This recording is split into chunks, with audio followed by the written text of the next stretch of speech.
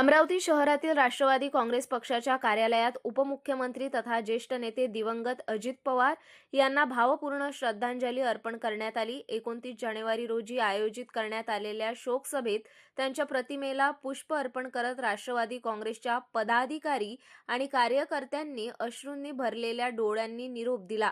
या शोकसभेसाठी शेकडो कार्यकर्ते मोठ्या संख्येने उपस्थित होते। कार्यालयाबाहेर लावण्यात आलेल्या LED स्क्रीनवर पुण्यातील अंतिम संस्कार विधीचे थेट दर्शन घेत कार्यकर्त्यांनी आपल्या नेत्याला अखेरचा निरोप दिला। दरम्यान आमदार संजय खोडके आणि आमदार सुलभा खोडके हे पुण्यातील अंतिम संस्कारासाठी रवाना झाल्याने त्यांच्या अनुपस्थितीत अमरावतीतील पदाधिकारी व कार्यकर्त्यांच्या वतीने ही शोकसभा आयोजित करण्यात आली। अजित पवार यांच्या निधनाने राज्याच्या राजकारणात मोठी पोकळी निर्माण झाल्याची भावना यावेळी व्यक्त करण्यात आली असून त्यांच्या आठवणींना उजाळा देत अनेकांनी भावना व्यक्त केल्या।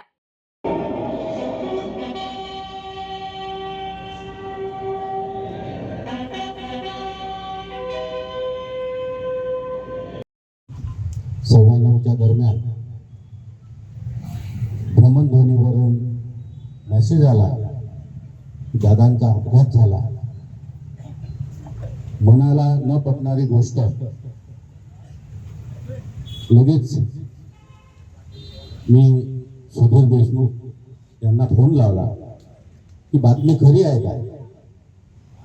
सुधीर देशमुखांनी होकार दिला आणि मन सुन्न झालं।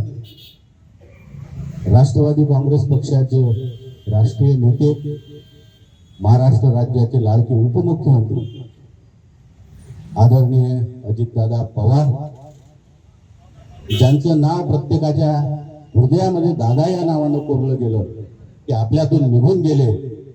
ही बातमी जेव्हा माणसाच्या मनामध्ये आली तेव्हा कुठंतरी असं वाटलं की हे खोटी तर नाही ना, अफवा तर नाही ना। कारण दादा आपल्यामधून निघून जाणे ही माणसाला न पटणारी गोष्ट।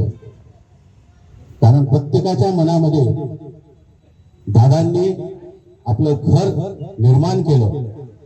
ज्याप्रमाणे दादावर प्रेम करणारी जनता होती, त्याचप्रमाणे दादांचं देखील प्रत्येक माणसावर प्रेम होतं। लहानातल्या लहान कार्यकर्त्याला ते जवळून बोलावत ओळखत होते आणि त्यांच्या सुखदुःखाच्या संदर्भात चर्चा करत होते। मागील 1.5 महिन्यापूर्वी आम्ही मुंबईला गेलो, त्यावेळेस दादांना मी एक निवेदन दिलं की बुद्धगया मुक्ती आंदोलनाचा कार्यक्रम आहे, त्या ठिकाणी महाराष्ट्रातून भरपूर लोक जातात, त्या ठिकाणी महाराष्ट्र शासनाच्या वतीने एक महाराष्ट्र सदन निर्माण व्हावं अशी मी दादांना विनंती केली।